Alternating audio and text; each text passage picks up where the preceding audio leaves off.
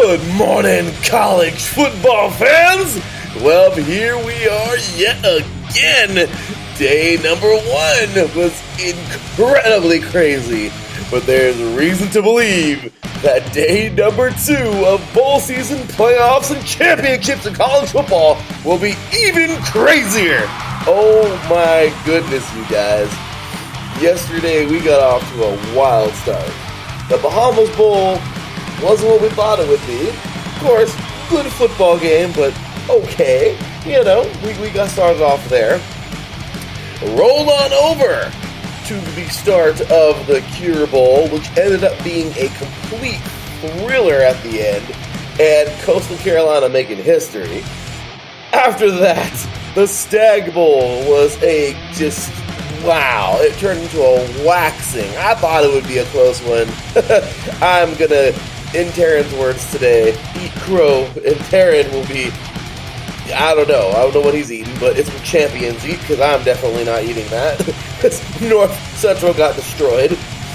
An incredible job by New Mexico Military Institute, man. Oh my goodness, first ever Title I. And North Dakota State moves on as they usually do. You tuned in live to 3 and Out College Edition right here on IE Sports Radio, your direct feed for all that is sports.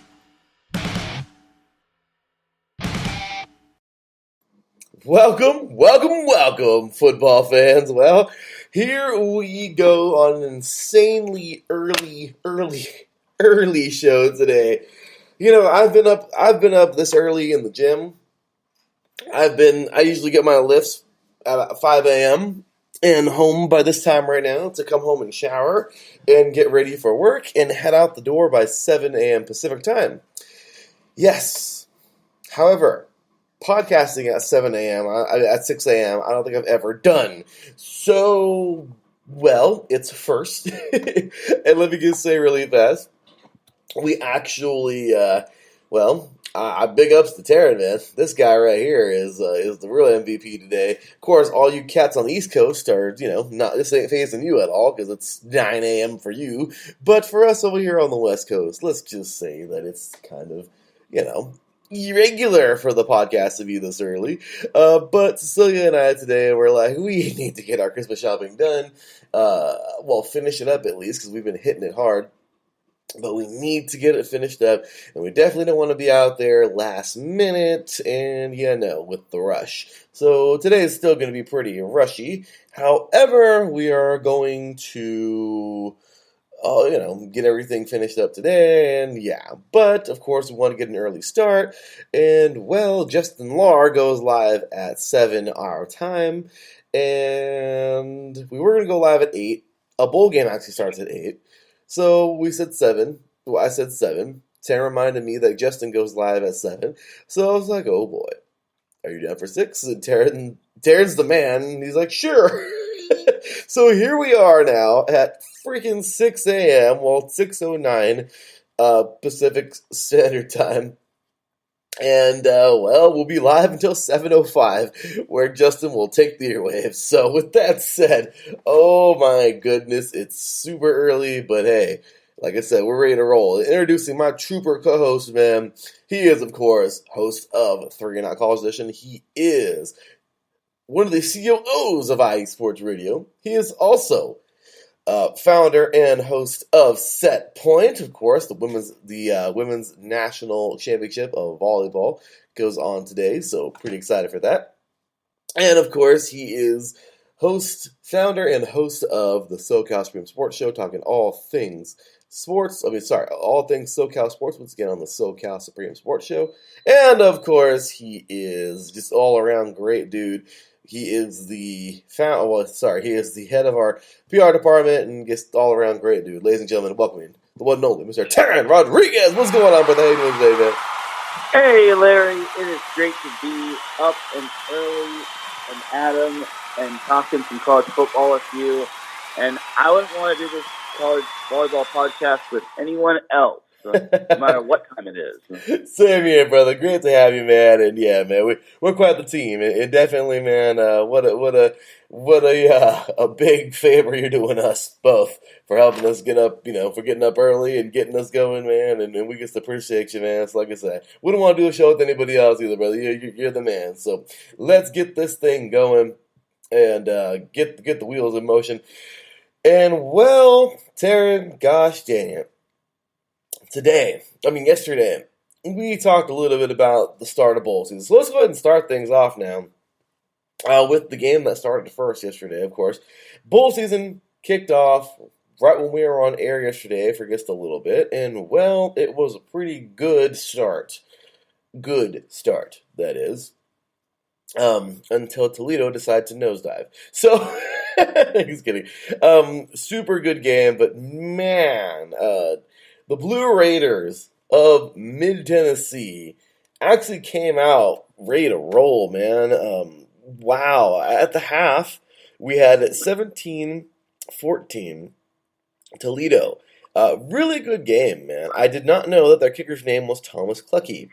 Every time I heard Seth Eves say Clucky on USRN yesterday, calling the game, I seriously thought he was saying Plucky, like Plucky Duck, from Tiny Toons, and I seriously thought that was a nickname, Taryn. I did. I thought that they called the kicker Plucky for some reason.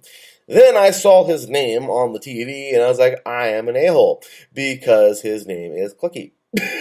My apologies, homeboy. So, yeah, but dude is pretty legit. Great kicker. And, well, that was Toledo, by the way. Sorry. But, yeah, man. 17-14 at the half. A scoreless third quarter. And in that fourth quarter, Mid-Tennessee comes out. Man, they owned the fourth quarter. Besides the very tail end of this game. And, I mean, you can say it's garbage time. They still had a chance, but it was kind of garbage time-ish. But, man, in that fourth quarter, how about this, man? Mike DeLeo, hopefully I said it right, with a 17-yard touchdown run in the first freaking 6 minutes of the fourth quarter. They're not close they were. I was watching the game, but, it's easy to lose possessions and not be able to think of all those things. But 21-17, man. What a freaking, Mid-Tennessee goes up 21-17, and that's the last time that they'd be close, or at least this close, within 4 points. After that, let's see here, Nick Vattiato, I believe. Vattiato will hit Jaron Pierce for a 59-yard pass into the end zone. Zeke Rankin with the extra point, as he did the other one. Extra point, 28-17. Zeke Rankin for a 35-yard field goal with 4:34 left, 31-17. And though there was one last heave of breath out of Toledo, as Daquan Finn will hit Demir Blankenmuse, I believe, or don't want to butcher his name either.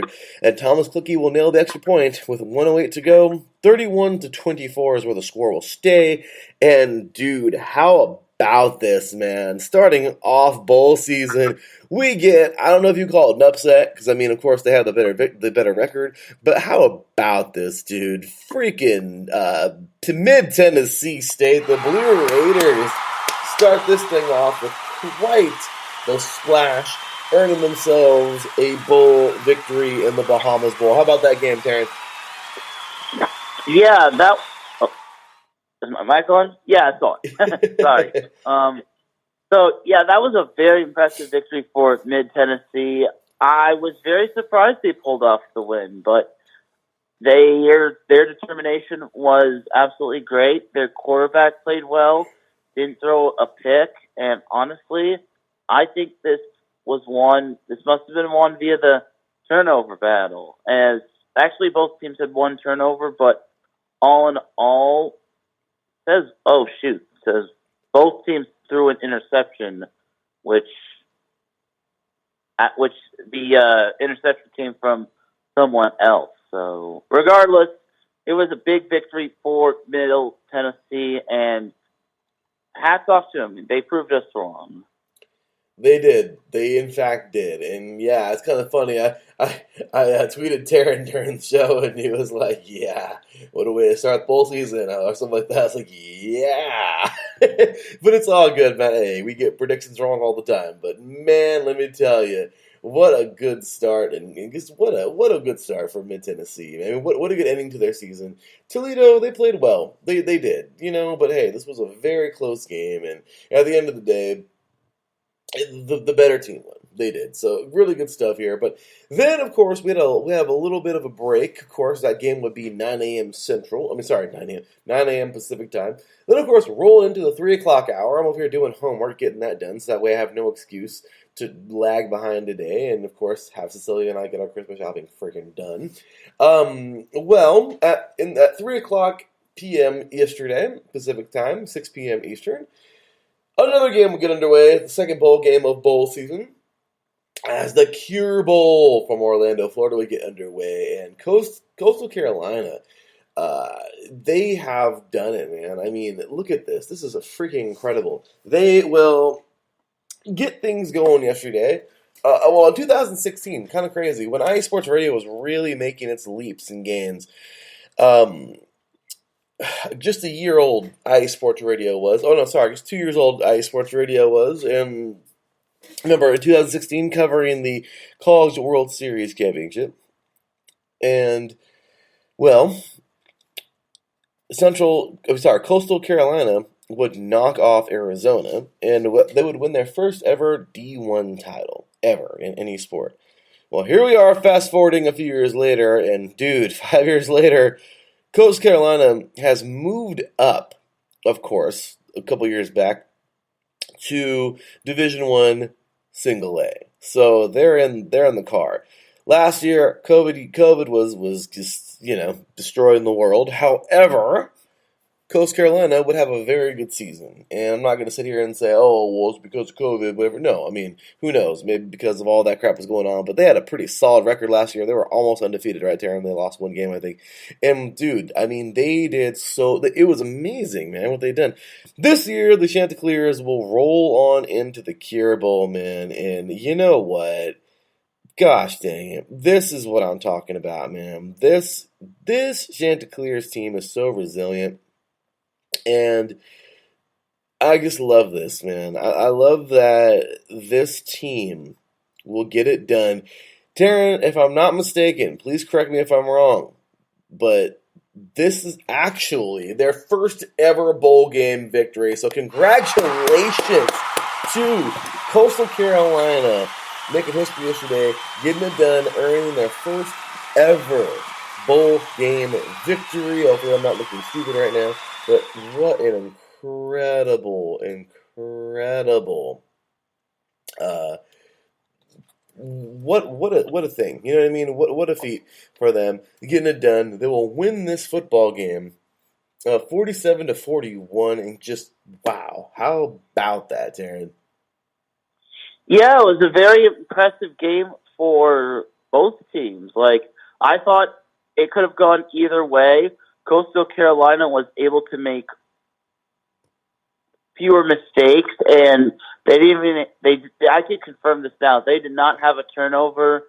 And I know you're not too big on high-scoring affairs, but obviously it was just a slugfest. It was back and forth, and it was actually close. Like, Northern Illinois was stopped at the Coastal Carolina 4-yard line, so that's how close NIU came to possibly getting another score. But all in all, it was a big game for their quarterback, Grayson McCall. He's only a sophomore. He had 315 passing yards, 4 touchdowns, and they also had 2 touchdowns on the ground from their freshman running back, Braden Bennett, as he had 2 tutties and 108 rushing yards. So all in all, it was the makings of an instant classic. Gotta give credit to NIU as well, and also their running back, Jay Ducker. He's also a freshman running back, 146 rushing yards on 24 carries. But all in all, it was an instant classic, and I gotta give props to Coastal Carolina.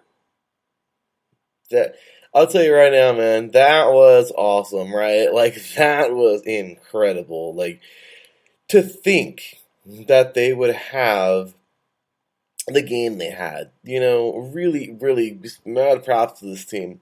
And what I love the most about this is, of course, like getting the pictures and putting it on Instagram after they win it, and it's the whole team photo. And of course, I always give credit where credit's due, of course. But dude, I thought that the picture is awesome. It's on an Instagram account. If you want to take a look, I want to go take a look at it. But I haven't seen. I mean, I've seen pictures like this before, I think. But regardless, dude, I thought one of the coolest things ever was the picture they took with the whole team, because they brought in, like, I think the team doctors, they brought in the cheerleaders. Like, dude, that's what I'm talking about, man. That's a total team effort, and you know what, man, that's what I'm talking about. So big ups to them, the Chanticleers, man. They get it done, just making it happen, and they looked good. I mean, seriously, yesterday they looked very, very good. It was a shootout, man. Northern Illinois did not make this easy. It was a very good game, and this is no diss on Northern Illinois, but my goodness, man, Coastal Carolina was on a mission yesterday, and they really, it's like they fought to the very end. Incredible stuff here. And at the half, actually, let's see here, it was 24 to 19 at the half in NIU's favor. The third part, end of the third quarter. Well, actually, let's see here. First quarter, 10-6 NIU. Second quarter, 24-19 NIU. End of the third quarter, 38-33 NIU. Taryn, it wasn't until the fourth quarter that Coastal Carolina actually led at the end of a quarter, and well, if you're going to lead it at the end of any quarter, might as well, it should be that fourth quarter, and they did it, man. So, incredible job here. They were going back and forth, but the final dagger in this one was, let's see here, Grayson McCall to Braden Bennett for 34 yards into the end zone. Grayson McCall will pass to Isaiah Likely, I believe, for the two-point conversion, 47-41 with 6:40 to go. The defense will do their job, man, and my goodness, what a job for them. As Coastal Carolina, man, will win the Tailgreeter Cure Bowl, man. Congratulations to them, and there you go. But this was a fun little sequence yesterday, as we have here, at the same exact time, we had here some another game starting, and that was the Stag Bowl. And Taryn, this game was so freaking lopsided. The Division III Championship got underway yesterday, of course, known as the Stag Bowl. And Taryn, this game was absolutely incredibly, like, what in the crap was going on? To start this game off, we had this is why I was so ecstatic. I was so dang excited when this game kicked off. Why? Well, because North Central will take this to the freaking house. All right, like to the house. Opening kickoff to the house. But it was a fight for a little bit, and then it turned into a complete shellacking. But yeah, opening kickoff, Hardy returns the sucker 93 yards. 6-0, I guess they didn't make the extra point. Oh yeah, they did make the extra point. 7-0, of course, T Reigns with the extra point, courtesy of NCAA.com. And well, Taryn, after that, it kind of just, it was a good game. Mary Hardin Baylor would score and miss the extra point, but it would be 9-7. And then after that, Taryn, North Central would take the lead one more time. They would fight, come back. It would be 17-16 with 2:05 to go in the second quarter. Then a field goal at the end of the second quarter will make it 19-17. Mary Hardin Baylor, and dude, Mary Hardin Baylor after that would freaking take the lead and never give it back. They rolled, man. They had an amazing third quarter, and we're leading 33-17 at the end of that third quarter. And it was all downhill from there for North Carolina, for North Central. And some people will say this is running up the score, but dude, you know what, man? No, Mary Hardin Baylor was just getting their victory the way that they've been doing it all season long. Taryn, we've been following Mary Hardin Baylor. We've been following Division III. They have been incredible all year, and so they kind of did their thing, man. And they freaking ended up winning this dang game.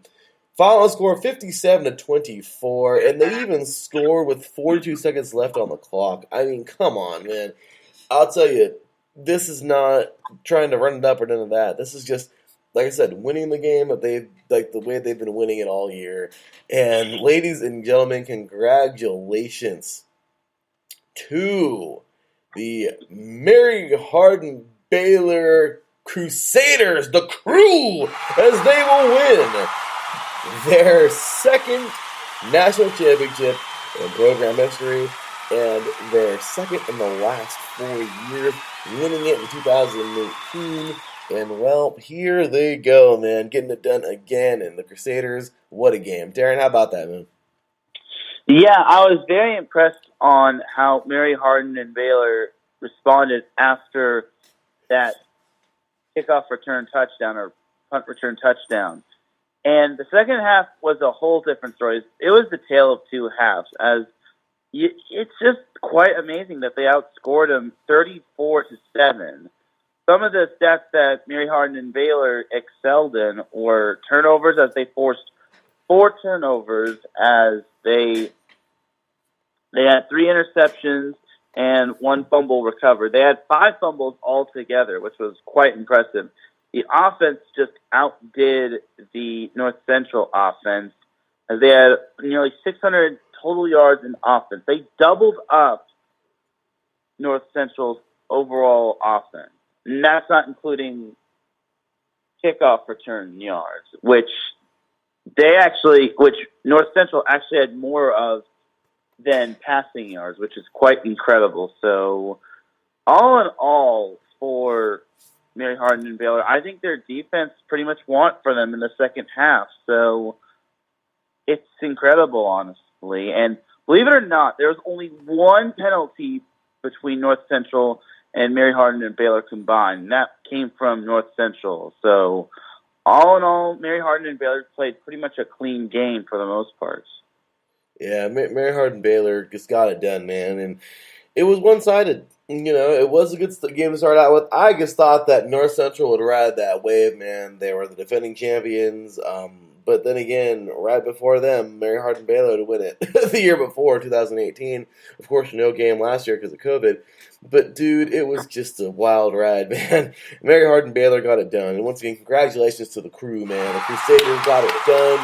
And, well, there are your Division III national champions. And so, after that, Taryn, another game got underway. It's kind of cool how all these games kind of hit at the same exact time. The Stag Bowl, or the Cure Bowl, was at 3 p.m. Pacific. 4 p.m. Pacific was the Stag Bowl, and then 5 p.m. Pacific, we had the Njcaa National Championship. And I was definitely bummed.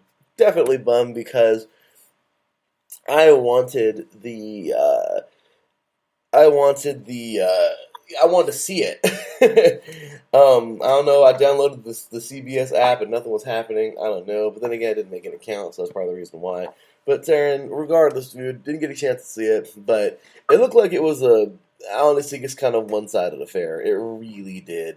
And New Mexico, man, just what a job for them. This is not insulting at all, but dude, we never really mentioned New Mexico. I mean, the Lobos, and the Aggies. Let's just be real. We don't really mention them at all. We do here and there, but when it comes to like championships and everything, I mean, bowl season we do. Neither of them, I don't even know if they're even in bowl season this year. But I'm just saying, though, Terry, and I digress. It's crazy. Crazy to think that this team has done something incredible. They not only won this game, they beat down Iowa Western. Sorry, It was incredible. I did not think it'd be like this. They freaking smacked this team yesterday. And you know what? That's no diss to Iowa. My apologies, but hell of a game. And just look at this, man. They got down, and they would get it done. I'm trying to find the stats here. But just incredible game this was yesterday as the Broncos of New Mexico Military Institute will just go to town. 14-0 at the end of the first quarter, 24-0 at the half, Taryn. New Mexico was not playing, okay? NMMI was not playing. Then they get to the end of the third quarter, and Taryn, it's freaking 31-0 going into the fourth quarter. I mean, unless Iowa Western somehow had probably the biggest fourth quarter of their season, they weren't winning this game. And, well, they didn't. They actually made a valiant effort, definitely, scoring 13 points and actually shutting out New Mexico Military Institute in the fourth quarter, scoring 13 points of their own. However, it was lopsided, and 31-13 would be that final score. And, well, Taryn, for the first time ever, the New Mexico Military Institute Broncos will earn the NJCAA National Championship. First one in program history, and just incredible job to these guys. Pulling it off, getting the victory. I was just surprised it was so lopsided, man. The Reavers came out, at least I think it's how you say their name, but dude, it looked like it was going to be a good game, and my goodness, man. I mean, but big ups to everybody, man. Diego Pavia, I believe. Let's see here. 121 passing yards, looks like on the ground. Anthony Grant, wow. The eclipsed the century mark. Almost went for 200 yards, man. 192 yards. Terrence Moore, 59 yards. Just overall, man, this team, look at this. Passing yards, 121, 252 on the ground. 0 turnovers for NMMI. And then time of possession was 28-29. Kind of crazy because Iowa Western, 23-41. But, dude, turnovers all day, man. Iowa Western has 3 turnovers here. They didn't eclipse the century mark at all in rushing. They passed for more yards with 310, but, I mean, at the end of the day, man, it was just sadly all in vain for them because New Mexico got down. So it was awesome to see this team do this. I mean, I wish I could have actually seen the game, but just what an incredible job here. That coming from the article of Peter Dinninger, I believe, Dindinger of NMMI Sports Press, released yesterday on nmmi.prestosports.com, where I'm getting those stats from. So great job overall. But Taryn, how about this team, man? Yeah, New Mexico Military Institute did their thing, and you touched upon it. 3 turnovers forced. 2 of them were courtesy of fumbles lost, and 1 was via an interception. And they took care of the ball, which I think that's pretty much the moral of the story. You got to take care of the ball and limit your turnovers. Something else, and New Mexico Military Institute overcame, was 94 yards of penalties. Now, that is not compared. Now, unlike Iowa Western, they were able to overcome that. Iowa Western, on the other hand, had 8 penalties for 109 yards. Like, that is not going to win you your games. And combine that with the 3 turnovers, it's not a pretty sight to see. And it does not help that you fall behind 31-0. And penalties are going to do that to you. Turnovers are going to do that to you. So, all in all, New Mexico Military basically showed who they were. This is no diss to Iowa Western, but Iowa Western did kind of barely make it out of the semifinals. So, and New Mexico Military basically showed who they truly were. And they're also efficient on fourth down, despite them only going for it twice in the game, as they've completed both times on fourth down. So, all in all, for New Mexico Military, I really think that they really got the job done. And they didn't hold back, and I thought it was an impressive showing for them. So that's my thing. Dude, I'm with it, man. What a job. This team really, really, really got down. So I am so excited to say this for the Broncos. What a job for this team. And yeah, man, there it is, the 3 turnovers, That was the name of the game. So, big ups to them and great job. And then, of course, Taryn, we had one more game yesterday. I forgot about it, dude. I really did. But we had a game yesterday, of course. We didn't even talk about this yesterday, dude. We were so caught up in all the other bowl games. We forgot about the freaking FCS semifinals going on yesterday. And North Dakota State would meet up with old rival of theirs, at least in the last couple of years, man. James Madison. Don't forget, James Madison was a team to actually knock them off in, 2016, I believe? And that were the only blip in that gigantic, would have been, nearly decade reign for North Dakota State. But actually, James Madison would knock them off one year. And so it was North Dakota State for 6 years or 7 years, then a hole, and then North Dakota State for a few more years before they, where they would win it straight, the FCS Championship. But the Dukes, man, went to town, went up to North Dakota State and tried to go to town. However, this was a good one, man. This freaking game in that fourth quarter was a good one. It was, I really enjoyed it. I was watching the end of this thing, and it was very, very, very good football game, man, at least at the end. That's from what I saw. But yeah, yesterday, North Dakota State, man, got off to a solid one. First quarter, 7-0, the Bison would lead. At the half, 13-0, the Bison would lead. In the third quarter, James Madison has 2 touchdowns. They will hold the Bison to 0 in that third quarter. However, the fourth quarter would reign supreme. One score with 13:44 to go. Can you start understanding why I like this game so much, Taryn? We've had lots of good defense, but some sprinkles of good offense in there. A little bit more than some sprinkles, but still some good offense in there. And, dude, Cam Miller to Hunter Lupke, I believe, or Lupke, for 22 yards. Jake Reinholz for the extra point with 13:44 to go in the game, putting up the North Dakota State Bison 20-14, and that's the last time anybody will score any points in this game. Amazing job. The Bison will win this thing 20-14 and move on yet again to the FCS Playoff, the FCS Championship, and that'll be played, of course, right before the National Championship for the FBS, of course. And dude, just what a job, man! 20-14, once again getting it done. Lipke 3 receptions, 89 yards, 2 touchdowns. At the same exact time, he was also the leading receptions and leading rushing, man. 19 carries for 110 yards. Dude, this guy did it all yesterday, man. Of course, Miller did a great job at quarterback. 20 for 19. 10 for 19. Not the greatest completion percentage, but so what?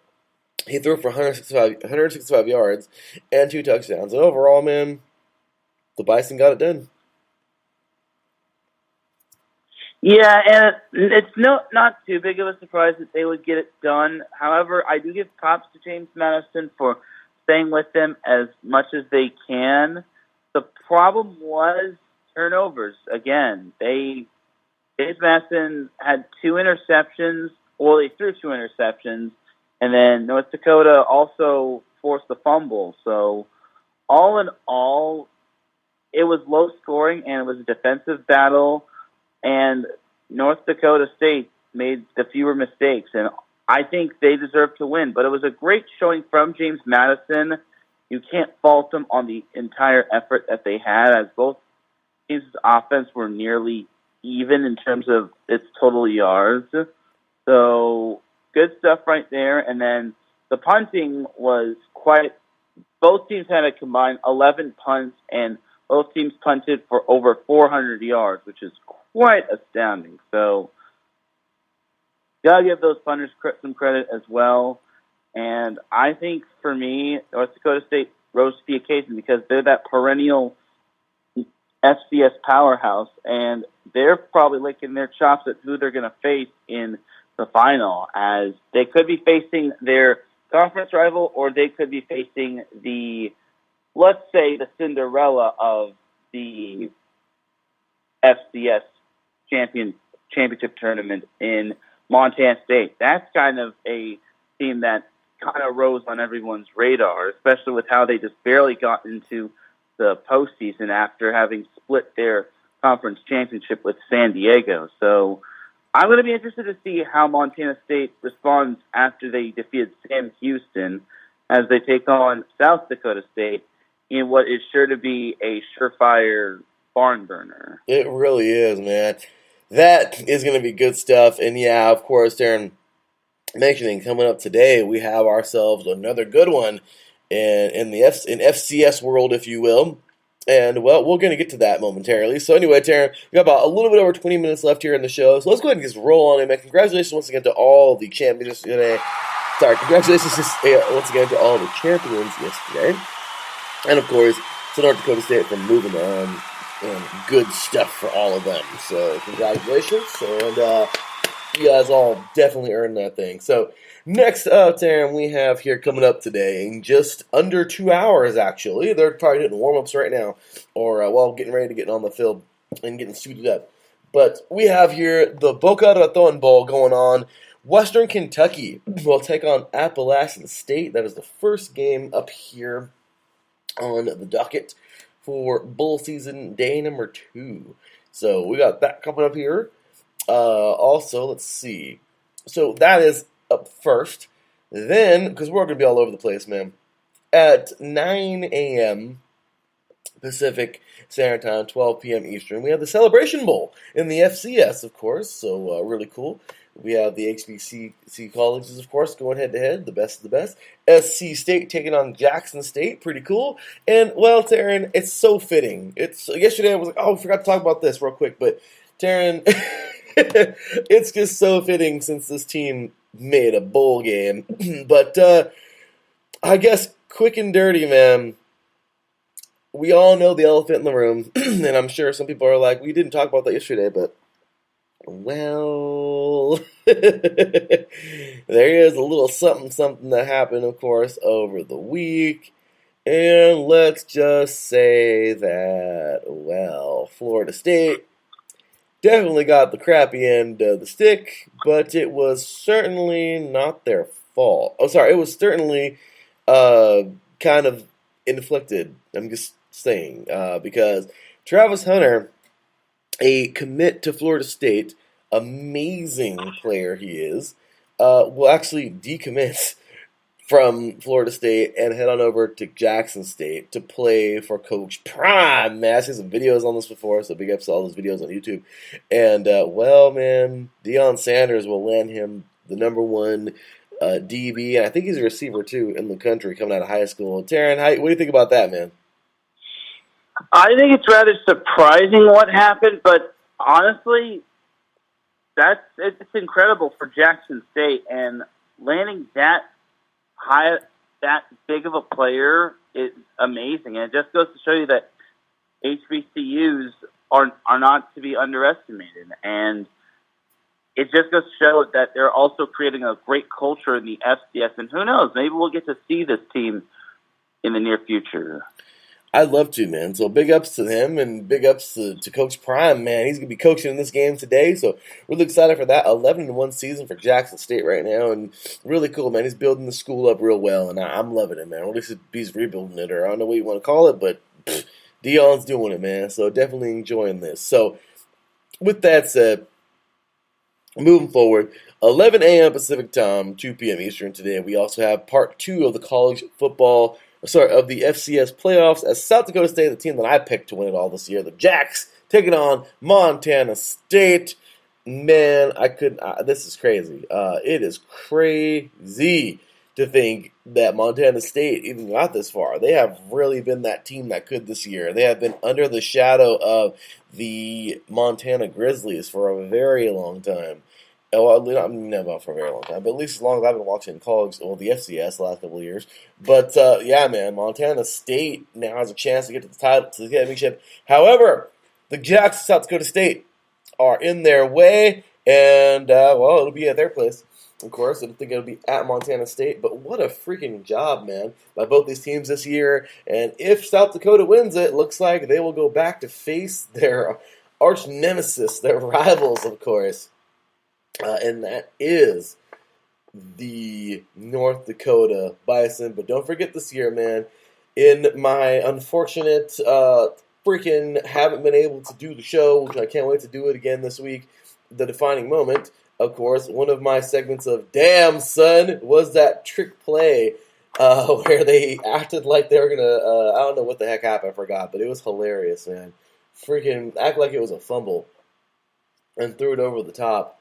And, well, South Dakota State, man, I don't even know if it was because of that play, but South Dakota State would beat North Dakota State. And I think that's, if I'm not mistaken, man, I think that's the only loss, or one of the only losses from or for the Bison this year. So kind of crazy to think, man. Yeah, man. South Dakota State, North Dakota. Let's see. That's their only loss. So will they avenge that loss, or will South Dakota go back and have the recipe to win this thing, or will Montana State knock off this mighty Bison team, or will it not matter at all because the Bison are just too mighty, and will they earn themselves yet another title at the FCS level? So we will see, but there we go. So we got that going on here today. And yeah, certainly some good stuff. Next up, we have here the New Mexico Bowl coming up. That's 11:15 a.m. Pacific time, 2:15 p.m. Eastern time. We have Utep versus Fresno State. We'll get to those in just a few minutes. Certainly a storied side on one, and the other, well, hey, it's kind of cool to see them both in a bowl game. The Independence Bowl getting underway at 12:30 p.m. Eastern, 12:30 p.m. Pacific, 3:30 p.m. Eastern. We have UAB taking on number 13 BYU. Then we have here at 3 p.m. Pacific time, 6 p.m. Eastern, the Lending Tree Bowl, where East Michigan will take on Liberty. And then, of course, let's see here. Then, of course, we have another championship getting underway, the NAIA. And this is where we'll take a quick little stop right quick. Because, Taryn, we have ourselves 2 championships getting underway. Well, actually, yeah. So this is going to be a solid football game, man.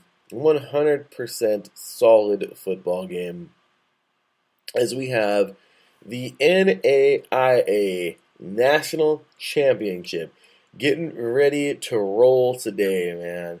And this to me, I feel like this is going to be a solid game. I hope it's not a dud. Yesterday we had a dud. No, there's no hate there. There's really not. I'm not being mean, but it was the Division III championship kind of sucked. It just wasn't a good game.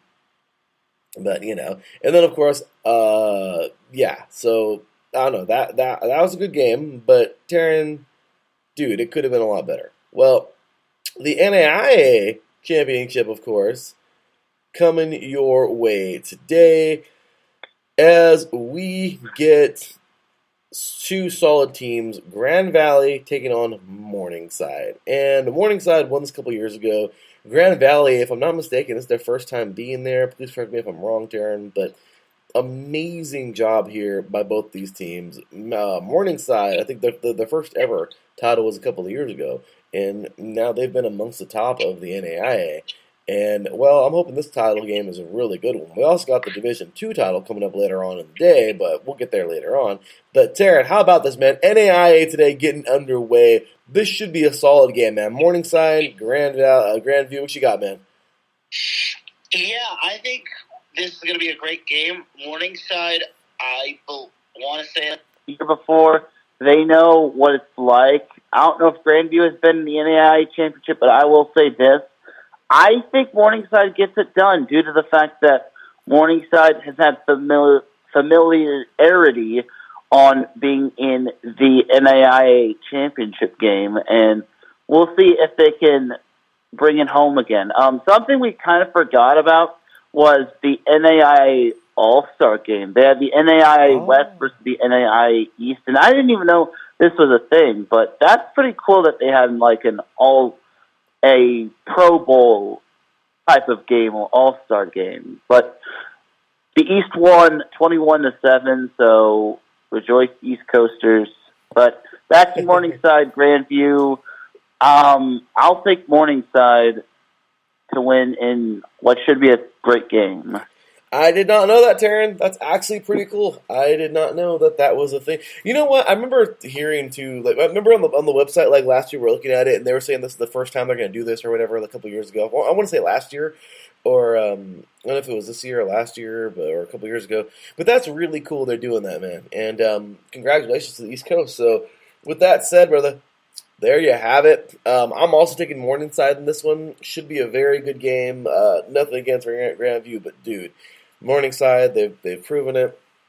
They did it a couple years ago, but who knows? This might be the time where we get another NMMI, and they get it done. So who knows? It might be the first time. Once again, I don't know the stats are about that. I wish I did a little better on the NAIA, but we'll work on that next year for sure. But we got that coming up today. Of course, the first ever, the inaugural LA Bowl coming up today, Taryn, in our neck of the woods over here in Southern California, getting ready to rock and roll. Of course, that's going on today at 4:30 p.m. Pacific time, 7:30 p.m. Eastern, as we have Utah State taking on Oregon State.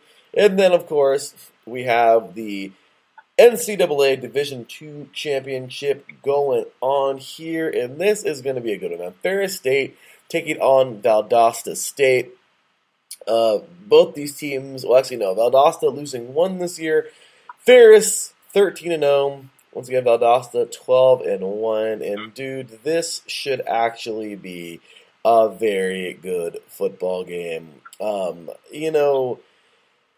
It's crazy to think that both of these teams are actually very familiar with the stage. Valdosta, they won it, if I'm not mistaken, Taryn, right? They won it a couple of years ago, I think, but it might have been last year or a couple of years back, but they've been here. Ferris State, dude, they got all the way, if I'm not mistaken, they got to the semifinal last year. I'm going fuzzy right now, but dude, these two teams, man, coming together today. I love Division II. I really do. Division II is a lot of fun because there's really no dominance. There's so many good schools, and it's really cool because you're going to get a lot of great football.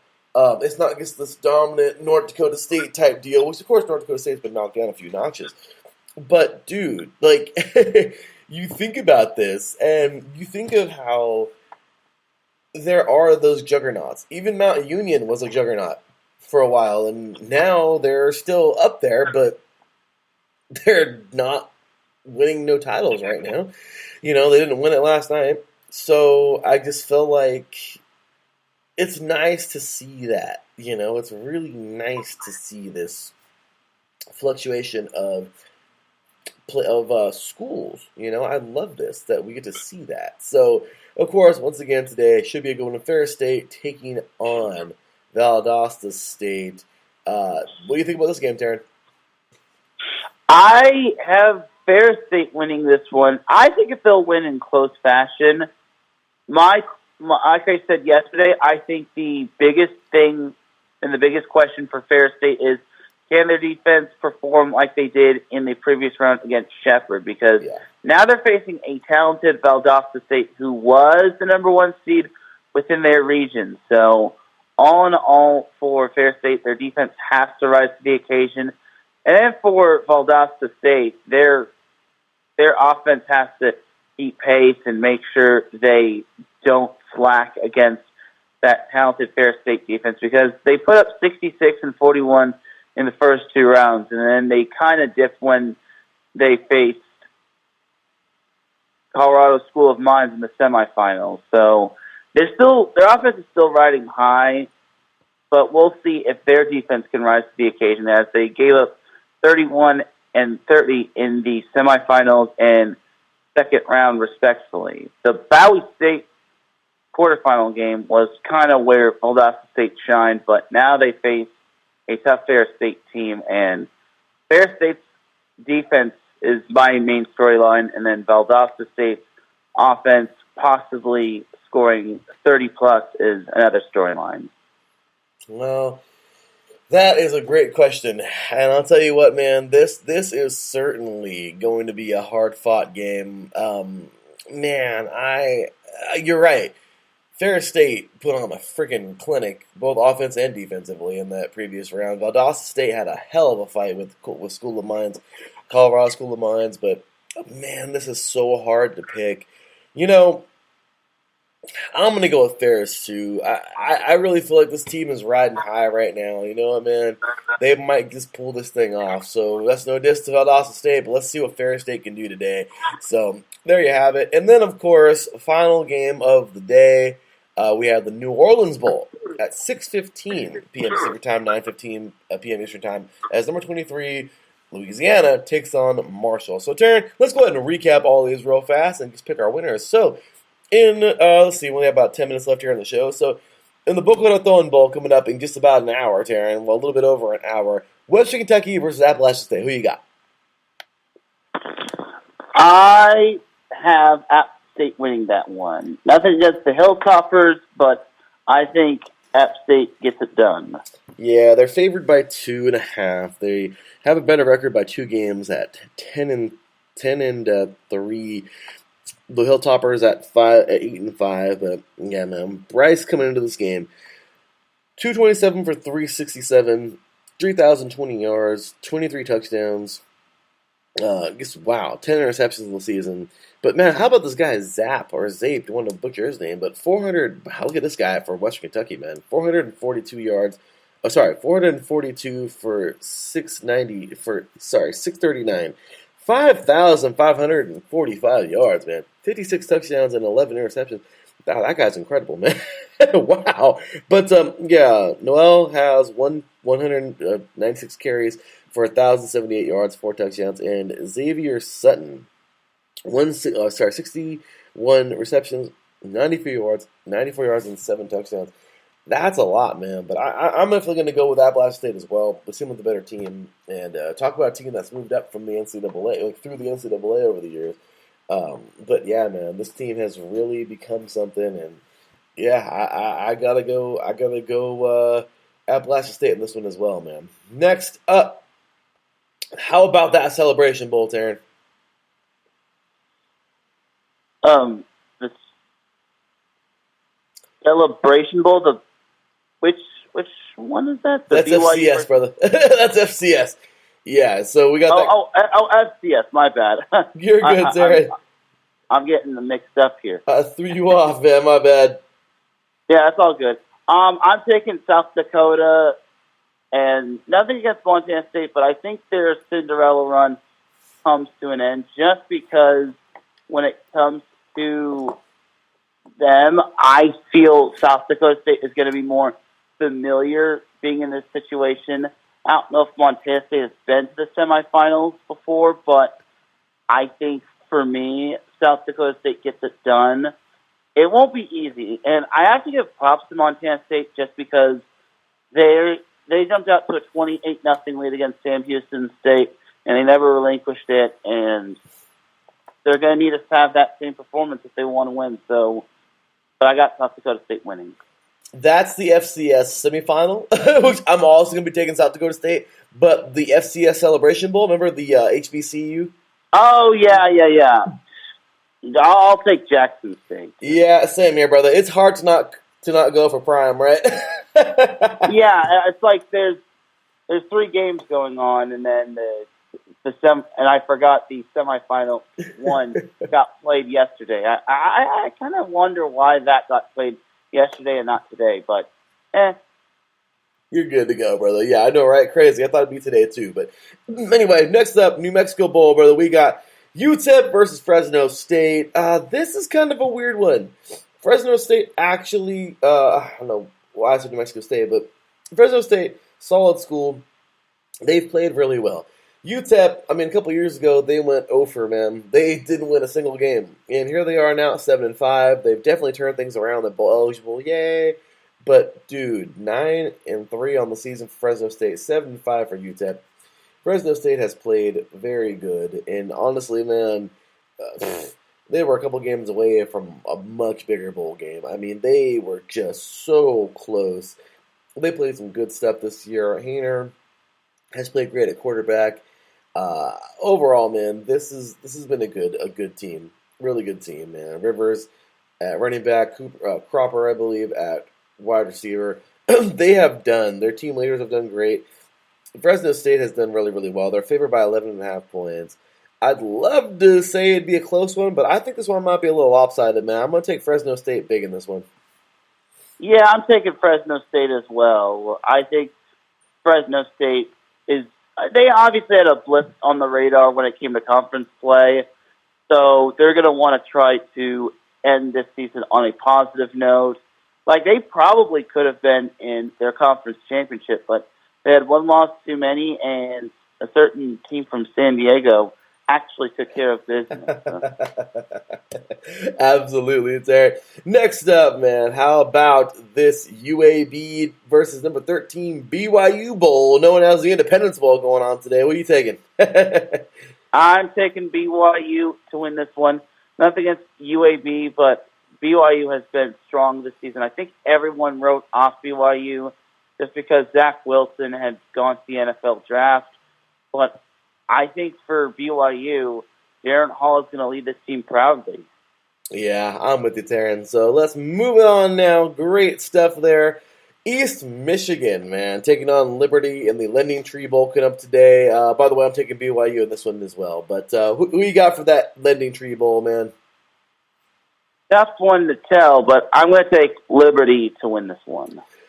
Yeah, they're favored by 9.5 points. I'm kind of wondering why, but I'm going to trust ESPN this one and go with them as well. So next up, Utah State 10-3, Oregon State 7-5. The first ever Jimmy Kimmel, hey, the LA Bowl, man. How about this getting underway? Utah State 10-3, Oregon State 7-5.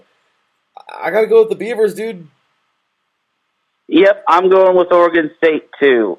I mean, I will say this about Utah State. I like their stories. This is their first ever Mountain West Conference championship, but Oregon State has resurged to relevancy after being one of the basement dwellers of the Pac-12. So give me Oregon State in this one. I'm not fully convinced on Utah State. Absolutely. And then, of course, last but not least today, number 23, Louisiana. The Raging Cajuns at 12-1, taking on Marshall at 7-5 in the R&L Carriers New Orleans Bowl coming up tonight. It should be, I don't know. I want this to be a good one, but it might be a doink, man. I don't know. What do you think? I'm going to take Louisiana in this one. Yeah. I think the Raging Cajuns are going to rage on. I am with you too, brother. So there you go, man. A whole bunch of college football going your way. And that's about it. Taryn, you know what time it is. I know what time it is. We all know what time it is. But, man, what a great show. And let's end it in style. Because cue the music. We're out of here. All right, y'all. We got to get off air because our boy Justin Lahr is coming up right now. But definitely got to say big ups and thank you to everybody who tuned in today, man. Taryn, we're going to keep bowl season rolling, brother. We got so many more games to go. Monday, we got another 3. We got to recap all these ones today. What do you say, Taryn? I'm on Christmas break right now. I'm not sure what you're doing, brother, but if you're down for Monday morning, I'm down. I'm down for Monday morning, Larry. Look, we're keeping it rolling here on bowl season, brother. With that said, Taryn, where can they find you, man? You can follow me on Twitter at CRAN Rodriguez1. That's at Taryn Rodriguez1. You can follow at set_point.ie on Twitter. That's my NCAA volleyball, volleyball in general Twitter show account. And then you can also follow my SoCal Sports Show Twitter account at SoCal Show IESR. I'm going to be tweeting quite a bit about the NCAA Women's Volleyball Championship, and I'll be on the call for the NCAA Women's Volleyball Championship on USRN2. So, there's that. Awesome, brother. You can follow me and my Larry B at the TAE_LB53. Once again, follow us all at IE Sports Radio, on Twitter, Instagram, and on Facebook at IE Sports Radio. Show us some love. Check out our website, www.ihsportradio.com. Go to Patreon today. Show us some love. And, of course, big ups to our sponsors, the SoCal Warriors, and, of course, Background Check International with Kit Friendly Ground. So, with that said, that'll do it for us. We will see you on Monday morning, y'all. Have a great weekend. Take care. And, as always, God bless.